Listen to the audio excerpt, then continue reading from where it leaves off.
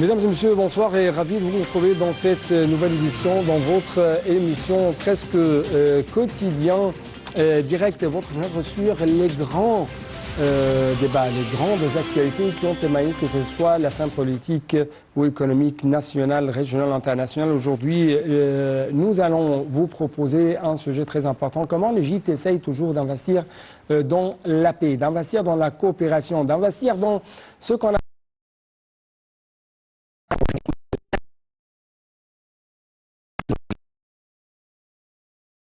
faire face au monde entier. Tout le monde est contre toi. Ce n'est plus... Est-ce que je peux dire, donc, il y avait un gifle sur le visage de Netanyahou, justement devant l'Assemblée générale des Nations Unies, donc Netanyahou était dans un état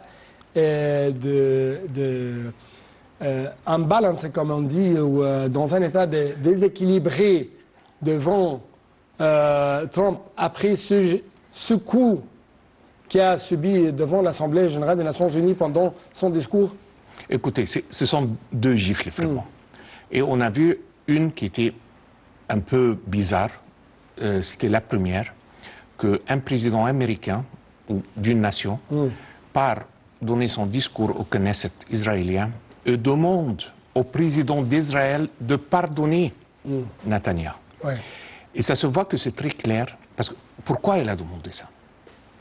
Et il l'a demandé lorsque tout le monde était en train d'observer et de regarder. C'est pas quelque chose qui a été chuchoté derrière les portes fermées. C'était audacieux de la part de Trump, quand même. Tout à fait, mais ça confirme l'histoire que une des plus importantes motivations derrière cette guerre, ce sont les ambitions politiques personnelles du Premier ministre israélien. C'est pas vraiment une question de guerre ou se défendre ça. Et lui, il sait très bien que autant qu'il est en guerre, il ne va pas être mis devant le tribunal pour faire face aux plusieurs, disons, accusations qu'il a pour son intégrité et ça. Donc il est en train de faire une guerre perpétuelle pour qu'il reste hors de l'être question. Et Trump était assez intelligent de savoir que ça, c'est vraiment la vraie motivation. Et là, il a demandé de son pardon pour éliminer cette motivation. Ça, c'est très important. Est-ce que ça nous mène, encore une fois, parce que je vais reprendre votre réponse en ce qui concerne le rôle de l'Égypte, mais ça nous mène à une autre question. Israël ne va rendre compte à n'importe qui pour ses crimes contre l'humanité qu'elle a perpétrés. Deux choses vraiment. On doit, je pense, comme la plupart des pays européens, faire la séparation entre Israël et le Premier ministre et le gouvernement présent. On ne peut pas oublier que Israël a signé et s'est mis d'accord dans l'accord d'Oslo pour avoir un pays indépendant pour les Palestiniens. Mais là, ici, on a un reversement, si vous voulez, de ce qu'ils se sont mis d'accord sur et ils ont signé noir sur blanc. Donc, qu'est-ce que ça vous nous dit? Ça vous nous dit une deuxième fois qu'il y a des objectifs ou des motivations qui ne sont pas seulement politiques. Ce sont des motivations personnelles et c'est ça une des grands gifles, parce que ça a confirmé ce que tout le monde était en train de raconter. Ça, c'est d'un côté.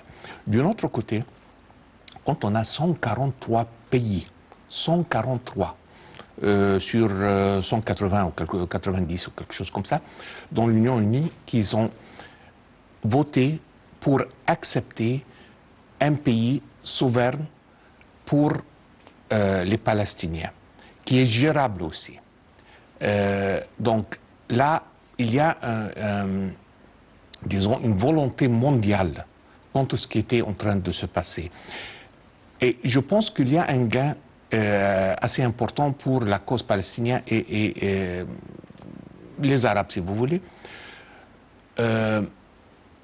que ce n'est plus l'histoire des pauvres Palestiniens qui ont été massacrés par les nazis au bout du Deuxième Guerre mondiale. Israéliens. Israéliens. Les pauvres Palestiniens. Israéliens ou Palestiniens? Israéliens, parce que ça c'était toujours le discours avant. On a des terroristes qui sont en train de nous attaquer, tout le monde. Autant que notre histoire, on était massacrés avec victimes, on est victimes tout le temps. Okay, alors qu'ils sont bourreaux. Maintenant, personne ne croit cette histoire.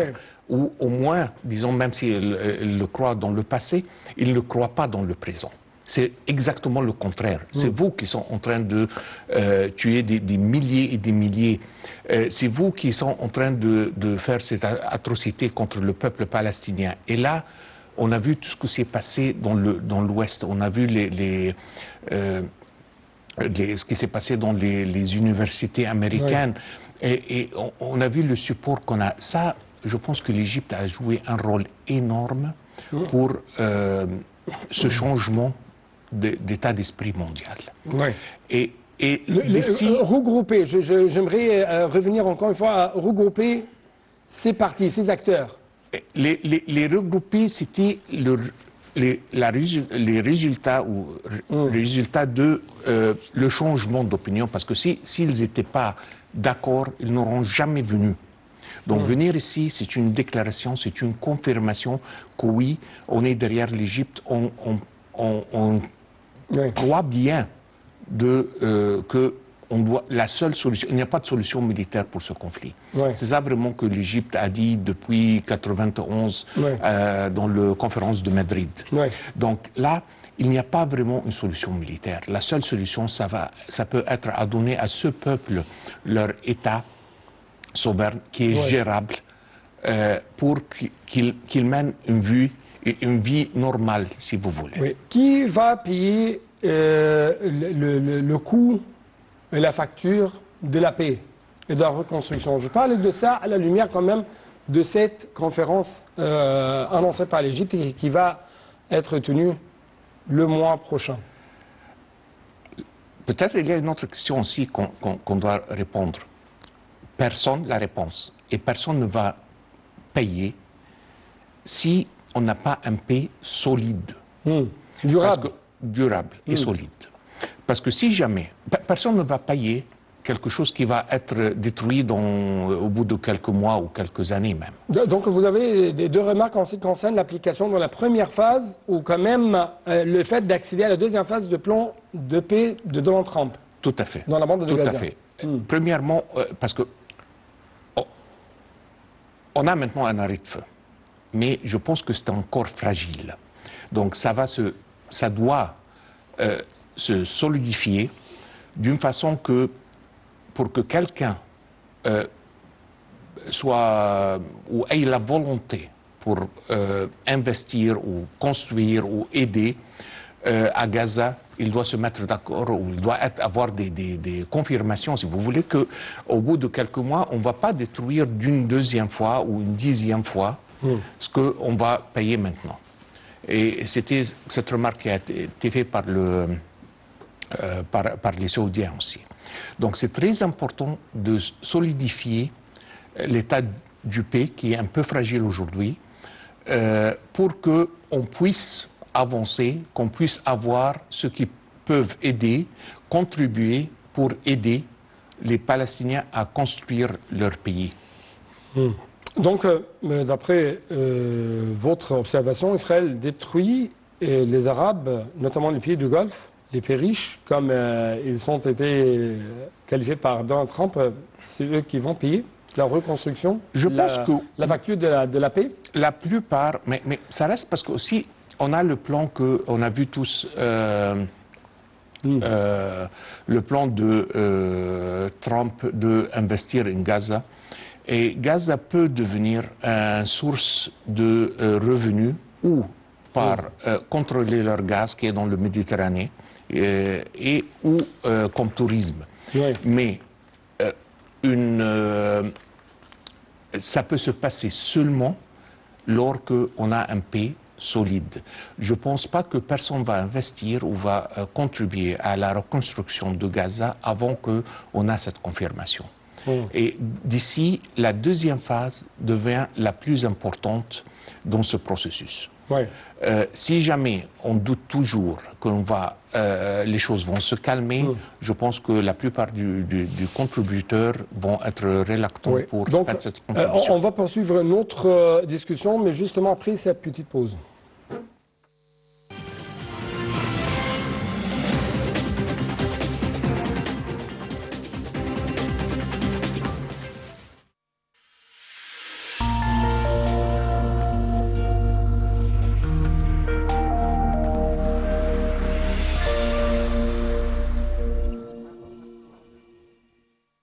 الله أكبر الله أكبر الله أكبر الله أكبر أشهد أن لا إله إلا الله. De l'impact de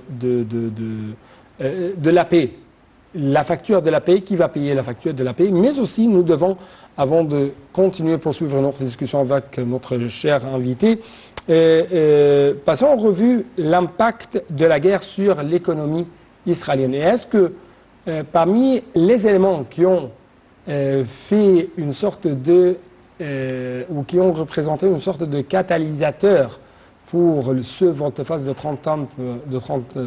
Donald Trump, c'était le coup très lourd de la guerre qu'a menée Israël contre les Palestiniens dans la bande de Gaza pendant 2 ans. C'est ce qu'on va savoir ensemble.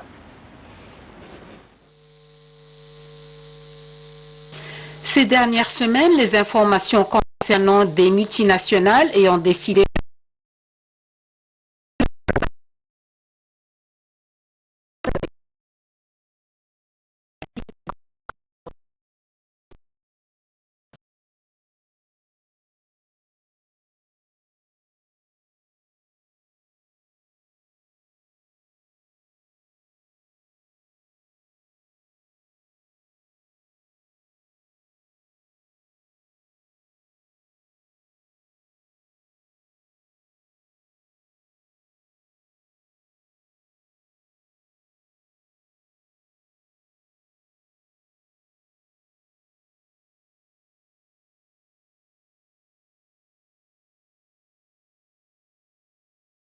économique, commerciale et énergétique normale et légitime, a dit devant la presse un porte-parole des affaires étrangères chinoises.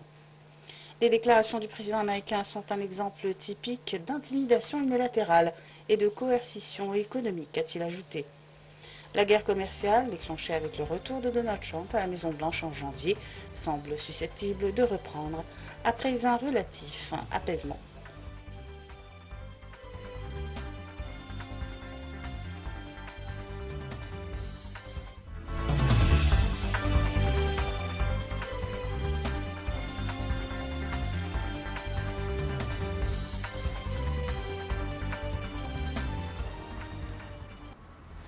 Le président de la FIFA, Gianni Infantino, annonce depuis Sharm el-Sheikh que la Fédération internationale va soutenir la reconstruction de l'infrastructure balistique à Gaza. Il est allé au Burundi où il affrontera samedi le club de l'Aigle Noir dans le cadre du match aller des 16e de finale de la Ligue des Champions de la CAF. Et en équitation, poursuite en Égypte du championnat international de saut d'obstacles.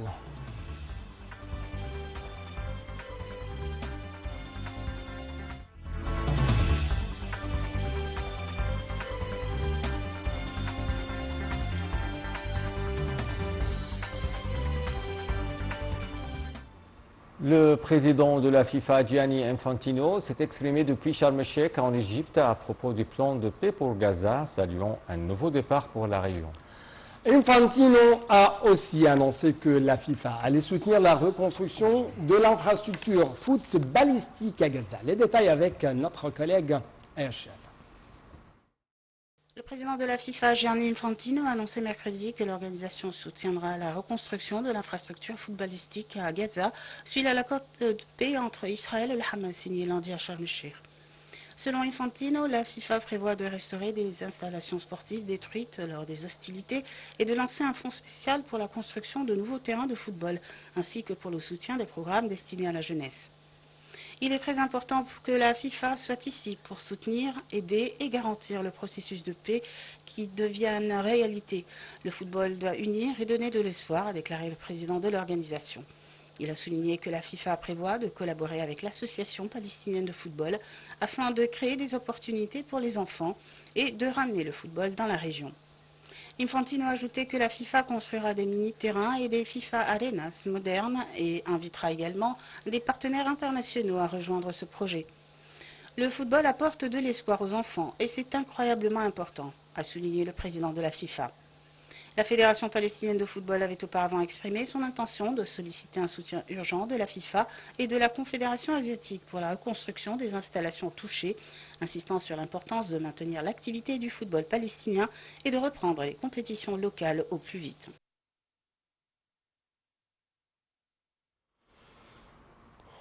Au niveau africain, El Ahly s'est rendu au Burundi où il affrontera samedi le club de l'Aigle Noir et cela dans le cadre du match aller des 16e de finale de la Ligue des champions de la CAF.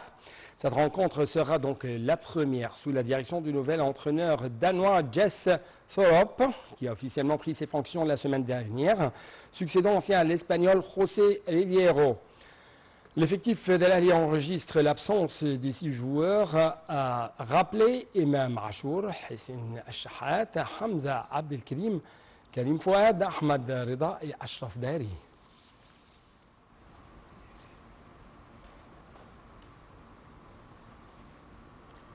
À l'issue des matchs internationaux du mois d'octobre, on connaît déjà 28 des 48 sélections qui participeront au Mondial 2026. Si les qualifications toucheront à leur fin en novembre, certaines nations comme la France ou comme même l'Espagne se trouvent en situation très favorable pour participer à la compétition plutôt festivale, alors que l'Italie reste sous la menace d'un nouvel échec. Les détails, toujours avec Aïchel. On y voit un peu plus clair. Un carton contre la Lettonie mercredi 5-0 a permis à l'Angleterre de Thomas Tuchel de se qualifier pour la Coupe du Monde 2026. Auteur d'un sans faute pendant les éliminatoires comme le Maroc dans la zone Afrique, les Three Lions ont validé le premier billet pour ce mondial d'un pays européen. Si la France et le Portugal de Cristiano Ronaldo, respectivement tenus en échec par l'Islande et la Hongrie, devront encore attendre pour imiter les coéquipiers de Jude Bellingham, les Bleus, comme les Portugais, semblent bien partis pour se qualifier. Et ils ne sont pas les seuls. Selon les prédictions, plusieurs cadors européens devraient tranquillement décrocher leur place au mondial pendant la fenêtre de novembre. Outre la France et le Portugal, tous les favoris devraient voir la Coupe du Monde, sauf énorme surprise, bien sûr. Leaders de l'Europe avant les dernières rencontres, la Croatie comme la Belgique, les Pays-Bas et l'Espagne devaient lutter eux aussi pour le titre mondial pendant l'été. La Suisse ainsi que l'Autriche paraissent également bien armés pour décrocher leur qualification. Idem pour la Norvège d'Erling Haaland. Avec 3 points d'avance et une différence de but très favorable, l'équipe scandinave devancera l'Italie, même en cas de défaite contre la nationale le 16 novembre. En cas de première place des Norvégiens dans le groupe I, l'Italie prendrait alors la direction des barrages de la zone Europe.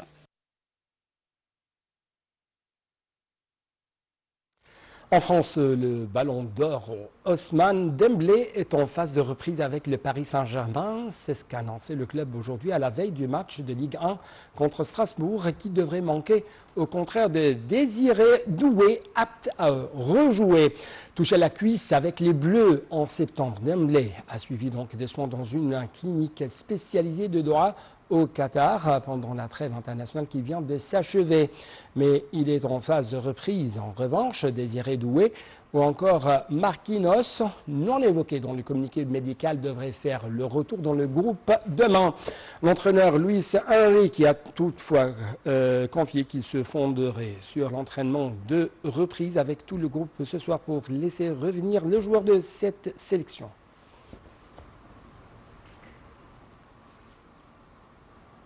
Et en tennis, le numéro 2 mondial Yannick Sinner a déclaré qu'il ne savait pas encore s'il prendrait part à la phase finale de la Coupe Davis du 18 au 23 novembre à Bologne, où l'Italie remettra en jeu le trophée conquis en 2023 et 2024. L'Italien reste sur un abandon au 3e tour du Masters 1000 de Shanghai contre le Néerlandais Tallon Griespoor en raison de crampes à la cuisse. Porté par Sinner, l'Italie a remporté en 2023 la 2e Coupe Davis de son histoire, la première depuis 1976, en battant en finale l'Australie. L'an dernier, elle a conservé toujours avec l'ancien numéro 1 mondial le prestigieux saladier d'argent, en battant cette fois les Pays-Bas. Comme je vous ai déjà vous souligné dans les principaux titres de cette édition, en équitation, le championnat international de saut d'obstacles se poursuit en Égypte. Organisé par le ministère de l'Intérieur, l'événement réunit de nombreux cavaliers venus de plusieurs pays arabes et étrangers dans une compétition marquée par un haut niveau technique et sportif. Cette initiative s'inscrit dans le cadre des efforts de coopération entre le ministère de l'Intérieur et des représentants des fédérations équestres arabes et africaines. Les épreuves se poursuivront jusqu'à samedi avec la remise des prix et trophées aux vainqueurs.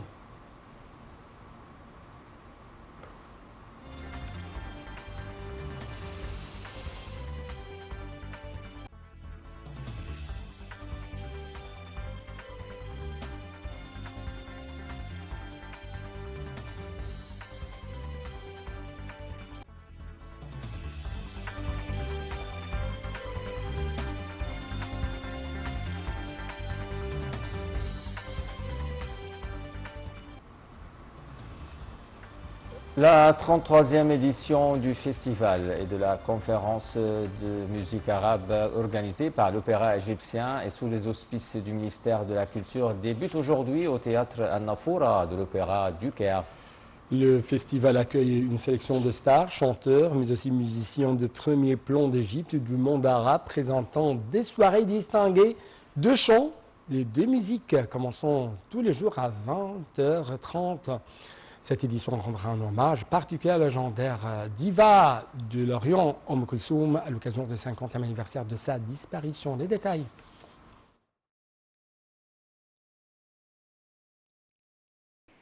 La 33e édition du Festival de la musique arabe se déroule sur 10 jours consécutifs, du 16 au 25 octobre, avec 41 concerts animés par 83 chanteurs égyptiens et arabes. Cette édition rendra un hommage particulier à la légendaire diva Kulthum à l'occasion du 50e anniversaire de sa disparition. Les concerts se tiendront au Caire, au théâtre Nafoura de l'Opéra du Caire, au théâtre El Gomoureya, à l'Institut de la musique arabe, ainsi qu'à l'Opéra d'Alexandrie et à celui de Damanhour. Les organisateurs ont révélé le riche programme de la festivité annuelle. Amel Meher ouvre le concert du théâtre le 16 octobre sous la direction du maestro Tamer Fawzi. Medhat Saleh suivra le vendredi 17 octobre lors du 2e concert du festival, dirigé par le maestro Ahmed Amir et le soliste au piano Amr Selim.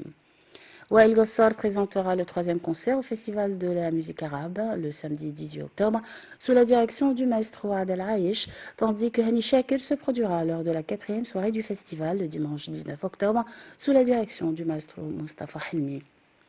Le lundi 20 octobre aura lieu le concert très attendu de Omar Khairat et de son groupe, une soirée musicale exceptionnelle attendue avec impatience par les mélomanes. Les événements se poursuivront le mardi 21 octobre avec une soirée mettant en vedette Mohamed El Helou et Reham Abdel Hakim sous la direction du maestro Mohamed El Moughi. Elle sera suivie le mercredi 22 octobre par un concert de Ali Haggar sous la direction du maestro Ahmed Atif. Le jeudi 23 octobre, Marwan Agui et Mohamed Tarouad se produiront au théâtre de la Fontaine lors d'une soirée musicale dirigée par le maestro Ala Abdesalem. Le vendredi 24 octobre, le public retrouvera Maï Farouk lors d'un concert somptueux dirigé par le maestro Tamer Fawzi. Le festival se terminera le samedi 25 octobre avec un concert spécial mettant en vedette Souma et Sabr Roubaï, mettant l'accent sur la diversité de la musique arabe.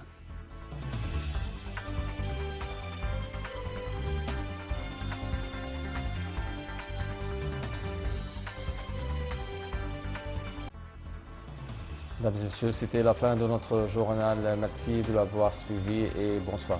Bonsoir à tout le monde.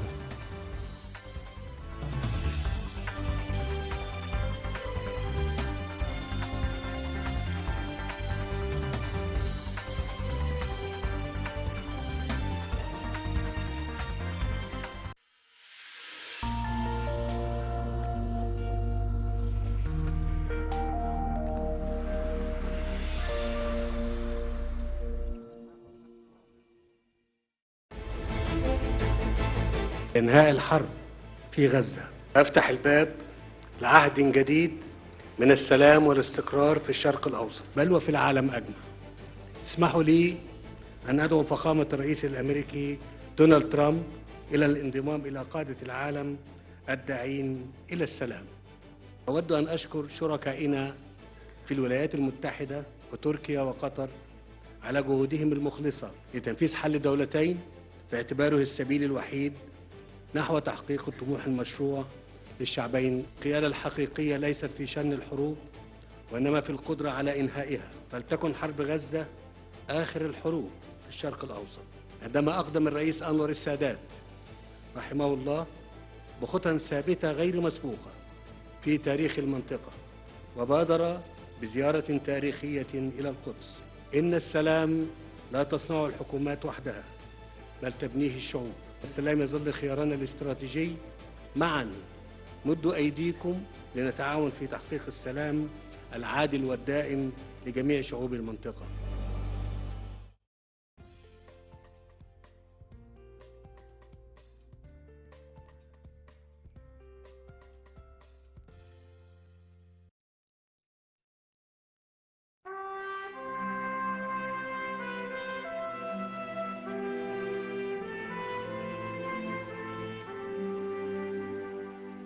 Sur les bords du Nil, dans un des plus beaux quartiers du Caire, le quartier de Zamalek, se trouve le complexe des arts, appelé aussi le palais de Aïcha Fahmi. Il fut construit par un des plus hauts fonctionnaires du roi Fouad et fut ensuite transmis comme héritage à sa sœur Aïcha Fahmi.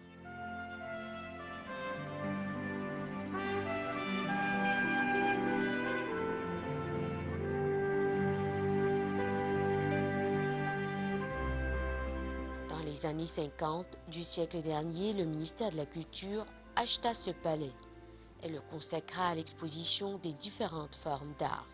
En 1986, on le baptisa donc le complexe des arts. Des œuvres d'art de par le monde sont étalées dans le complexe des arts où se tiennent également des activités artistiques internationales dont le Biennale international du Caire, le Biennale de poterie, le Triennale de la sculpture et le Salon des jeunes. Le complexe des arts organise exclusivement chaque année le Salon de miniature.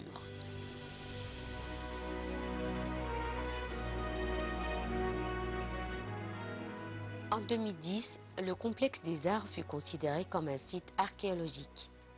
Le ministère de la Culture entama ensuite sa restauration et son innovation et fut inauguré en 2017 avec une grande exposition qui se prolongea sur 3 mois, intitulée « Trésors de nos musées », étalant des objets d'art collectés de 11 musées de par l'Égypte.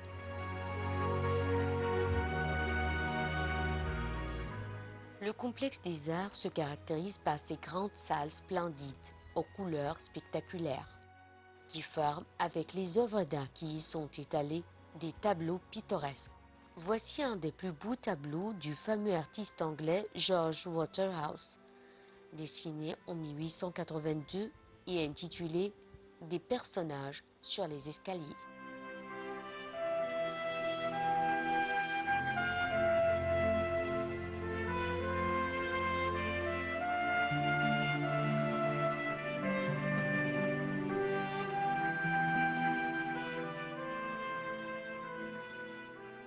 Quant à ce tableau, il appartient à l'artiste français Dicamp Alexandre Gabriel, considéré comme pionnier du mouvement orientaliste.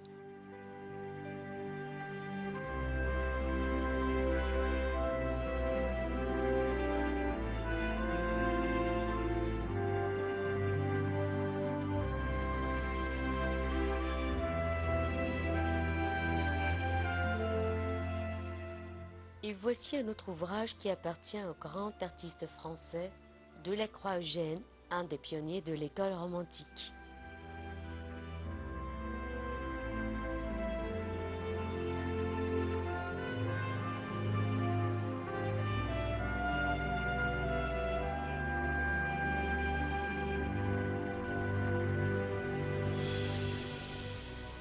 Dans cette même salle se trouvent 2 statues en marbre appartenant au fameux sculpteur italien Lapini César.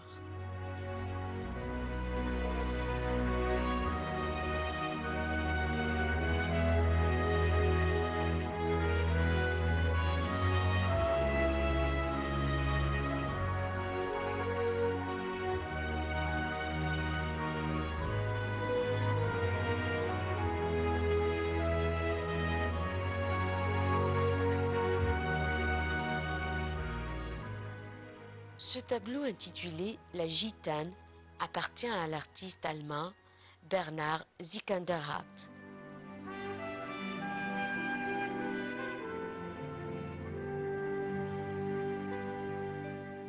Voici un autre tableau de cet artiste intitulé La femme à l'éventail.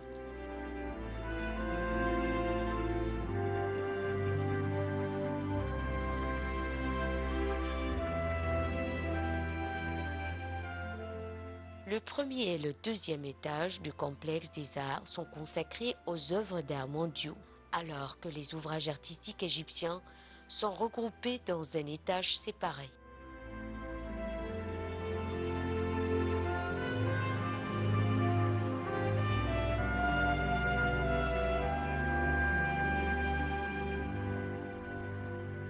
La salle de billard est un des endroits les plus distingués à l'intérieur du complexe des arts.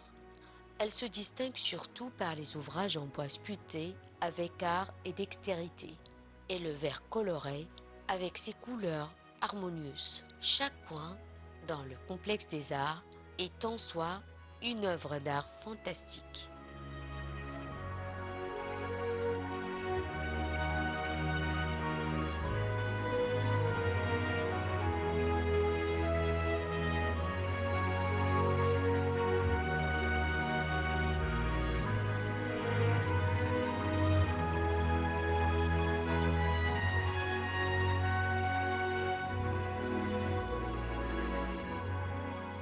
Ce tableau appartient à l'artiste italien Annibale Scagnamiglio. Il est intitulé Le vieux derviche.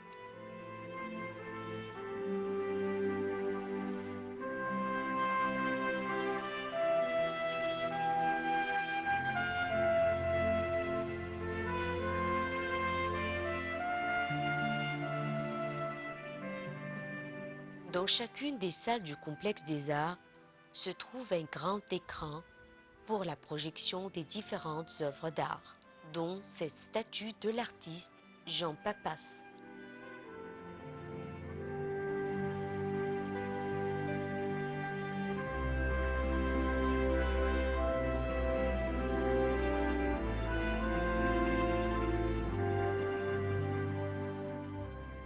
À l'entrée du premier étage se trouve un ouvrage artistique spectaculaire en verre qui s'étend jusqu'au deuxième étage, constituant ainsi un des traits caractéristiques du complexe des arts.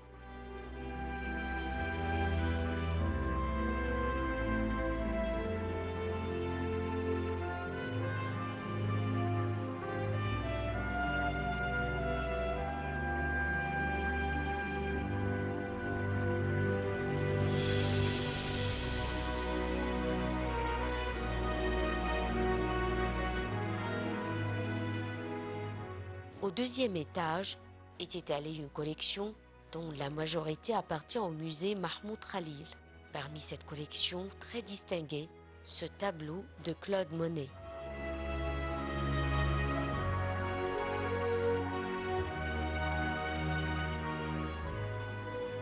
Voici un autre tableau du même musée intitulé Une leçon de musique de l'artiste Toulouse-Lautrec.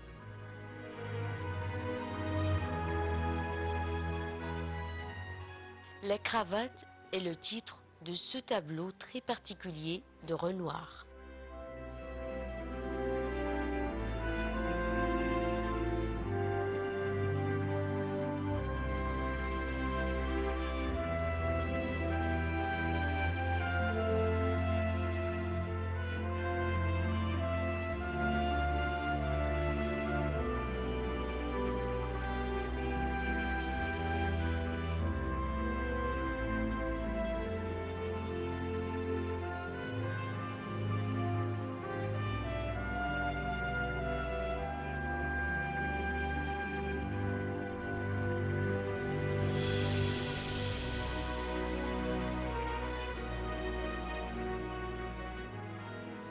La salle nippone est une des plus célèbres salles à l'intérieur du complexe des arts, connu aussi sous le nom du palais Aïcha Fahmy. C'est l'ambassade du Japon au Caire qui a offert cette salle à Madame Aïcha Fahmy, qui exprima à l'époque une grande appréciation pour les arts japonais.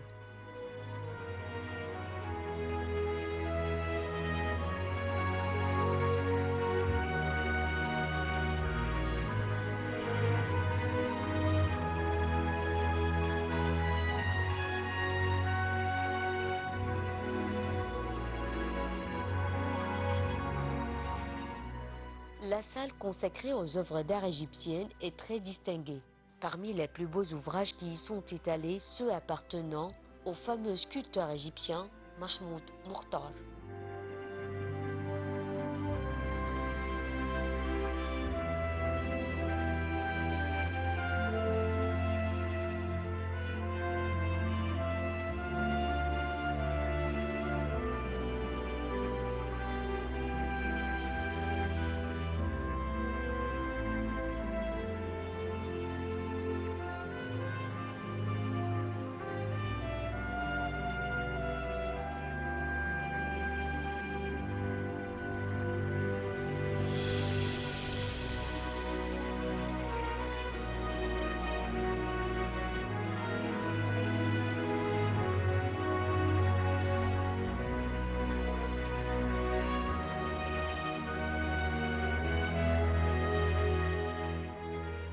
Cette salle regroupe également des tableaux pittoresques de l'artiste Mahmoud Saïd, transportés de son musée dans la ville d'Alexandrie.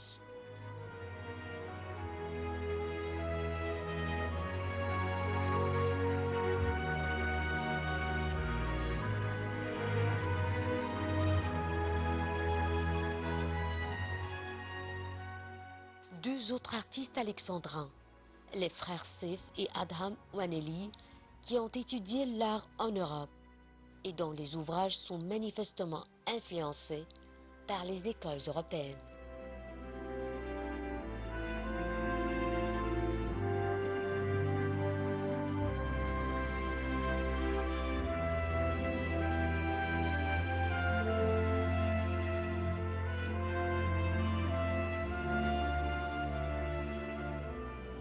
Dans cette salle sont étalés également des ouvrages de l'artiste Ingi Aflatoun, une des plus célèbres artistes de la première moitié du XXe siècle.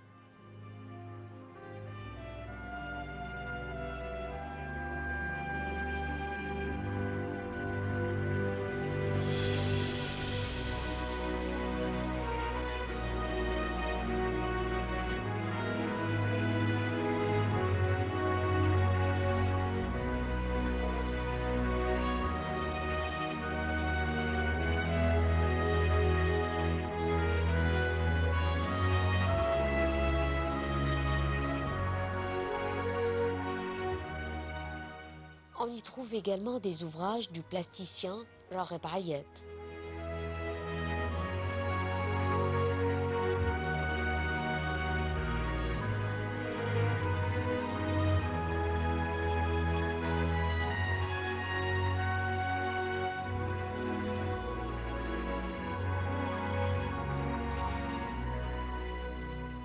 Le complexe des arts regroupe des ouvrages artistiques appartenant à des artistes de par le monde, outre les artistes égyptiens les plus distingués.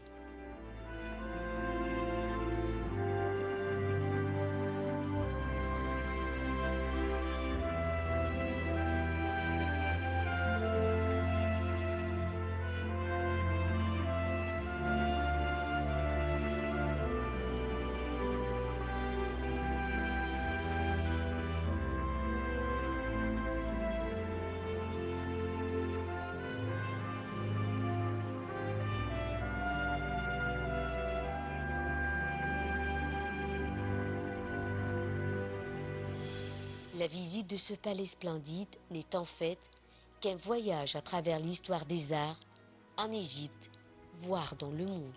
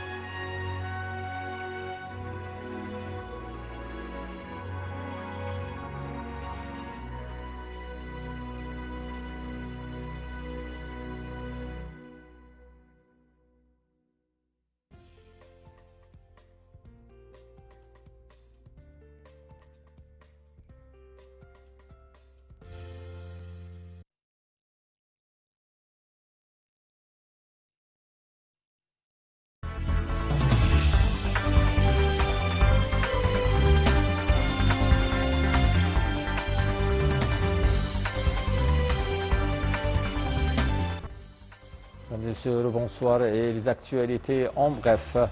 Le Premier ministre Dr Moustapha Madbouli a assisté à la signature d'un protocole d'accord entre le ministère de la Santé et de la Population et le ministère de la Santé du Qatar en vue de renforcer la coopération bilatérale dans le domaine de la santé. Ce protocole vise à échanger les expertises médicales, à développer les systèmes de soins de santé, à former les cadres médicaux et à renforcer la sécurité alimentaire et sanitaire entre les deux pays à travers les programmes conjoints, des missions d'experts et des sessions de formation spécialisées.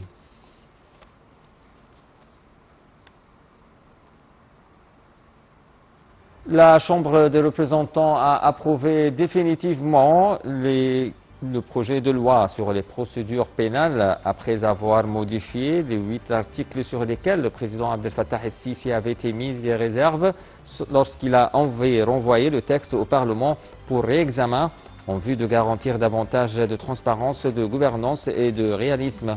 L'un des principaux amendements concerne l'article 6 relatif à l'entrée en vigueur de la loi.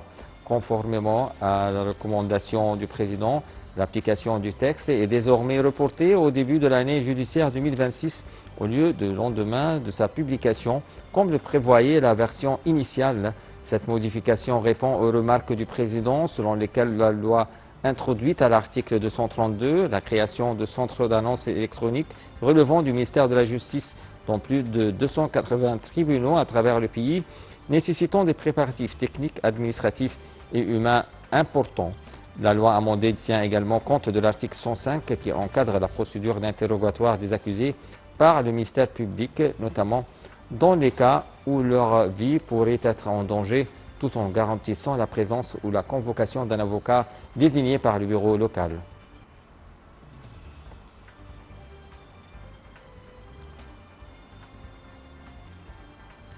Le Croissant Rouge égyptien poursuit ses efforts inlassables pour acheminer l'aide humanitaire à Gaza en livrant aujourd'hui plus de 10 000 tonnes d'aide dans le cadre du 51e convoi Zaid el-Izza envoyé d'Égypte vers Gaza.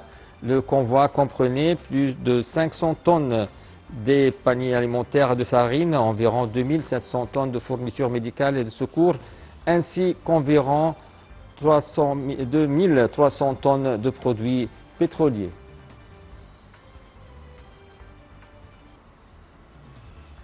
Mesdames et messieurs, fin de notre actualité en bref. Merci pour votre attention.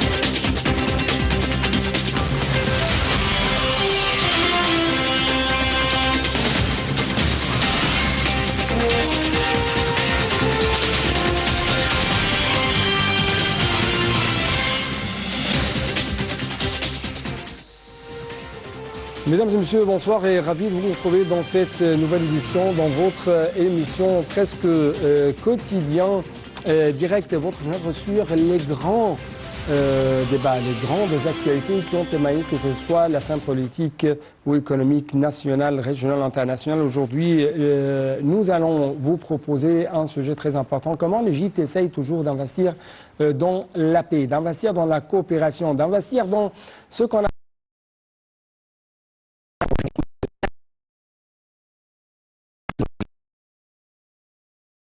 faire face au monde entier. Tout le monde est contre toi. Ce n'est plus... Est-ce que je peux dire, donc, il y avait un gifle sur le visage de Netanyahou, justement devant l'Assemblée générale des Nations Unies. Donc, Netanyahou était dans un état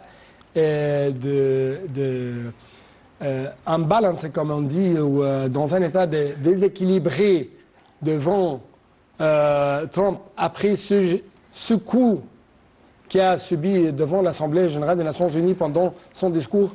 Écoutez, ce sont deux gifles vraiment. Et on a vu une qui était un peu bizarre. C'était la première, qu'un président américain ou d'une nation part donner son discours au Knesset israélien et demande au président d'Israël de pardonner Netanyahou. Ouais. Et ça se voit que c'est très clair, parce que pourquoi il a demandé ça? Il l'a demandé lorsque tout le monde était en train d'observer et de regarder. C'est pas quelque chose qui a été chuchoté derrière les portes fermées. C'était audacieux de la part de Trump, quand même. Tout à fait, mais ça confirme l'histoire que une des plus importantes motivations derrière cette guerre, ce sont les ambitions politiques personnelles du Premier ministre israélien. C'est pas vraiment une question de guerre ou se défendre ça. Et lui, il sait très bien que autant qu'il est en guerre, il ne va pas être mis devant le tribunal pour faire face aux plusieurs, disons, accusations qu'il a pour son intégrité et ça. Donc il est en train de faire une guerre perpétuelle pour qu'il reste hors de la question. Et Trump était assez intelligent de savoir que ça, c'est vraiment la vraie motivation. Et là, il a demandé de son pardon pour éliminer cette motivation. Est-ce que ça nous mène, encore une fois, parce que je vais reprendre votre réponse en ce qui concerne le rôle de l'Égypte, mais ça nous mène à une autre question. Israël ne va rendre compte à n'importe qui pour ses crimes contre l'humanité qu'elle a perpétrés. Deux choses vraiment.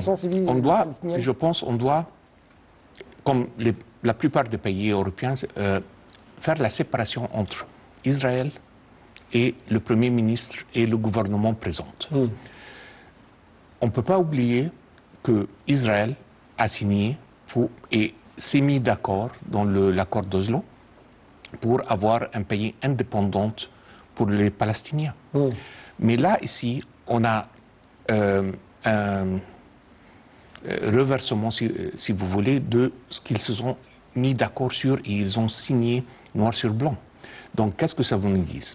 Ça vous nous dit une deuxième fois qu'il y a des objectifs ou des motivations qui ne sont pas seulement politiques. Ce sont des motivations personnelles et c'est ça une des grands gifles parce que ça a confirmé ce que tout le monde était en train de raconter. Ça, c'est d'un côté. D'un autre côté, quand on a 143 pays, 143 sur 180 ou 90 ou quelque chose comme ça, dans l'Union Unie, qui ont voté pour accepter un pays souverain pour les Palestiniens, qui est gérable aussi.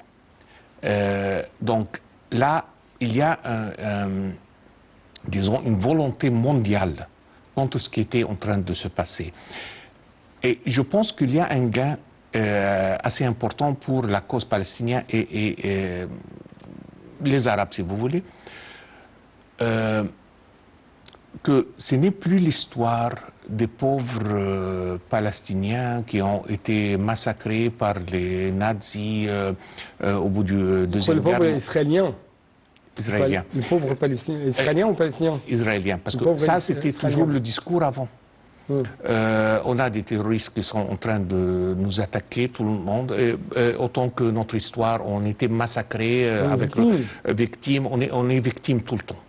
Okay, alors qu'ils sont bourreaux. Ils sont... Maintenant, personne ne croit cette histoire, ou au moins, disons, même s'ils le croient dans le passé, ils ne le croient pas dans le présent. C'est exactement le contraire. C'est vous qui sont en train de tuer des milliers et des milliers. C'est vous qui sont en train de faire cette atrocité contre le peuple palestinien. Et là, on a vu tout ce qui s'est passé dans l'Ouest. On a vu ce qui s'est passé dans les universités américaines. Et on a vu le support qu'on a. Ça, je pense que l'Égypte a joué un rôle énorme pour ce changement d'état d'esprit mondial. Et regrouper, j'aimerais revenir encore une fois à regrouper ces partis, ces acteurs. Les regrouper, c'était les résultats de le changement d'opinion, parce que s'ils n'étaient pas d'accord, ils n'auront jamais venu. Donc venir ici, c'est une déclaration, c'est une confirmation que oui, on est derrière l'Égypte, on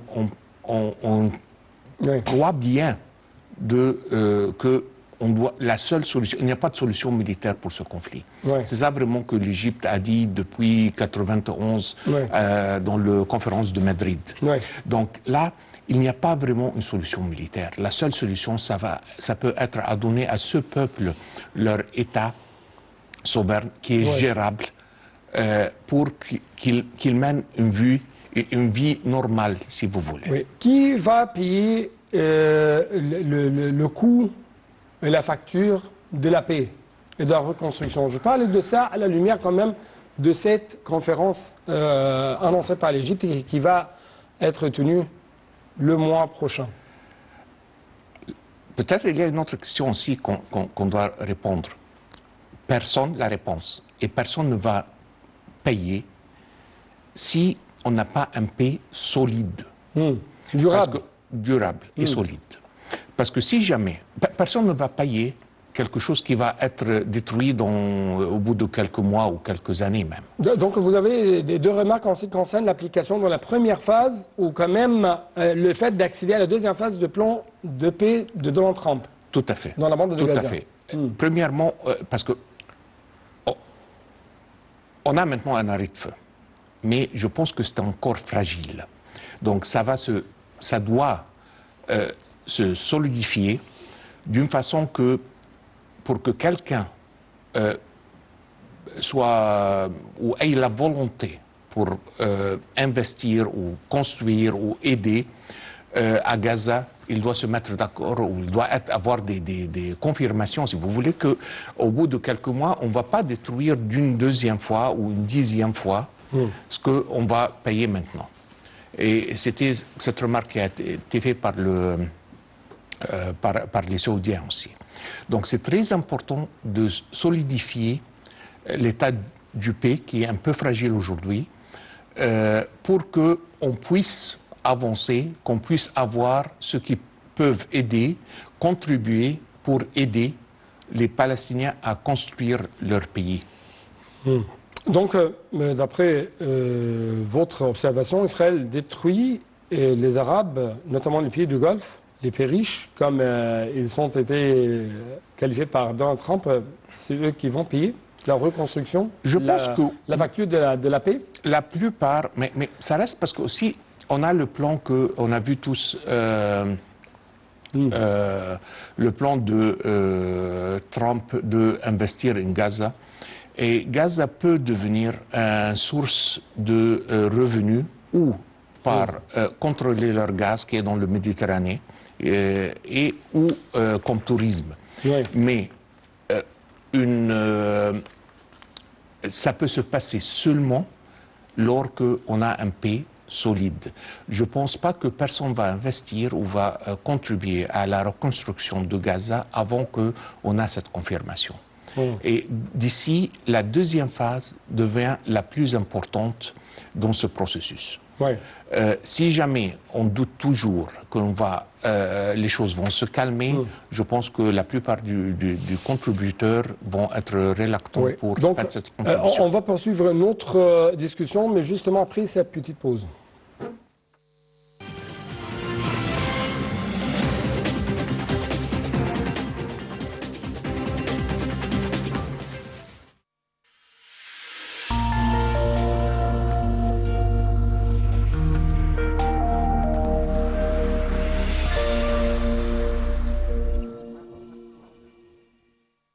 الله أكبر الله أكبر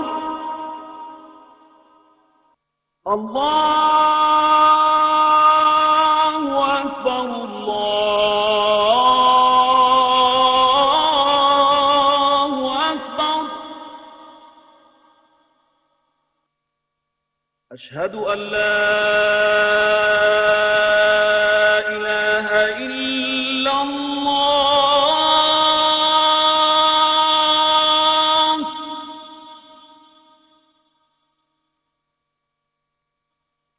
أشهد أن لا إله إلا الله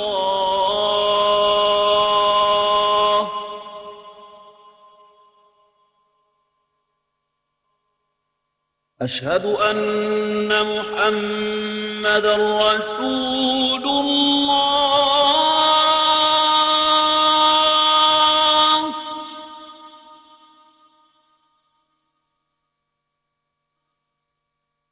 أشهد أن محمدًا رسول الله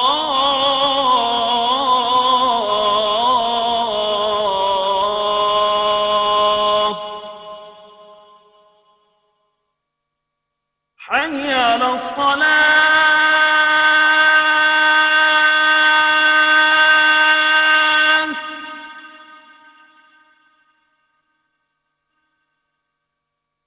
حي على الصلاة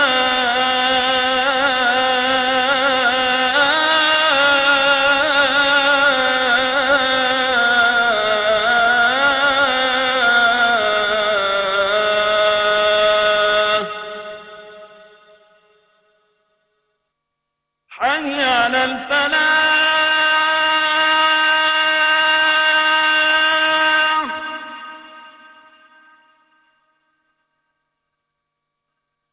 حي على الفلاح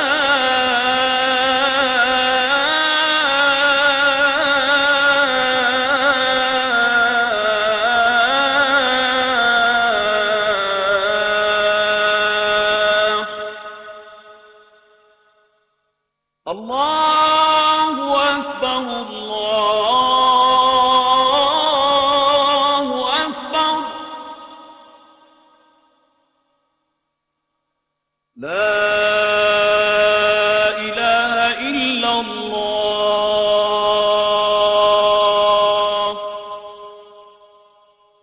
اللهم رب هذه الدعوة التامة والصلاة القائمة هات سيدنا محمدا الوسيلة والفضيلة والدرجة الرفيعة وابعثه اللهم المقام المحمود الذي وعدته وصلى الله وسلم على سيدنا مولانا محمد وعلى آله وصحبه أجمعين.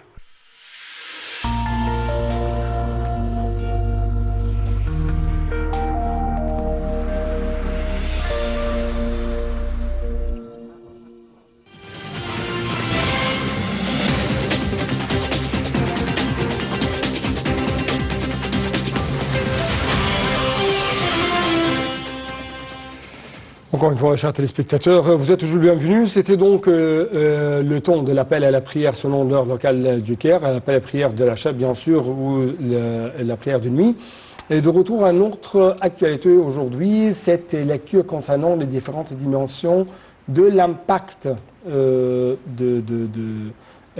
la paix.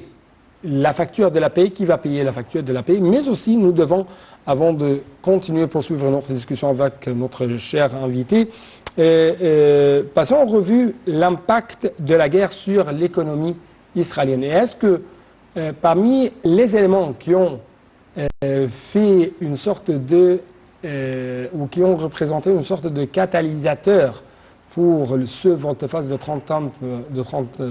Donald Trump, c'était le coup très lourd de la guerre qu'a menée Israël contre les Palestiniens dans la bande de Gaza pendant 2 ans. C'est ce qu'on va savoir ensemble.